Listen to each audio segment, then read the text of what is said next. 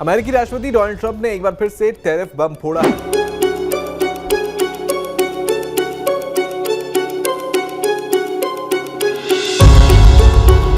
इस बार उन दवाओं पर 100% टैरिफ लगाने का ऐलान किया है जो आपकी और हमारी सेहत के लिए जरूरी हैं। अब उनकी कीमतें रातों रात डबल भी हो सकती हैं। इस फैसले से पूरी दुनिया में हड़कंप मच गया है। इससे भारत पर क्या असर होगा, इस वीडियो में जानेंगे।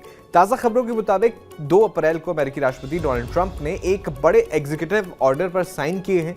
इसके तहत अमेरिका बाहर से आने वाली पेटेंटेड यानी ब्रांडेड दवाओं पर 100% तक का इंपोर्ट टैरिफ लगाएगा।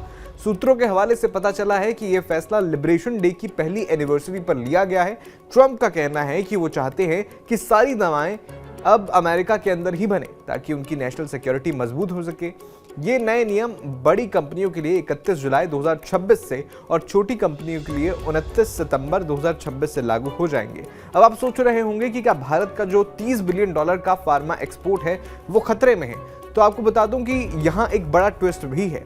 रिपोर्ट के अनुसार भारत जो दवाइयां अमेरिका भेजता है उनमें से लगभग 90% जेनरिक मेडिसिन होती हैं। अच्छी खबर यह है कि ट्रंप के इस ऑर्डर में जेनरिक दवाओं को फिलहाल इस 100% टैरिफ से बाहर रखा गया है। यानी सन फार्मा, डॉक्टर रेड्डीज और सिप्ला जैसी कंपनियों को अभी डरने की जरूरत नहीं है। लेकिन एक्सपर्ट्स चेतावनी दे रहे हैं कि सरकार 1 साल बाद इस छूट को फिर से रिव्यू करेगी, जिसका मतलब यह है कि खतरा अभी भी पूरी तरह से टला नहीं है। ट्रंप ने कंपनियों को एक एस्केप गेट भी दिया है। अगर कोई कंपनी अमेरिका में अपनी मैन्युफैक्चरिंग यूनिट लगाने का काम शुरू कर देती है तो उन पर यह 100% टैरिफ नहीं लगेगा।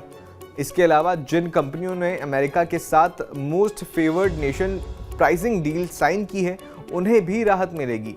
कई भारतीय कंपनियां अब अमेरिका में अपनी फैक्ट्री लगाने पर विचार भी कर रही हैं ताकि वो इस भारी टैरिफ से बच सके। अगर हम इसके पीछे का इतिहास देखें तो ट्रंप हमेशा से अमेरिका फर्स्ट पॉलिसी के समर्थक रहे हैं।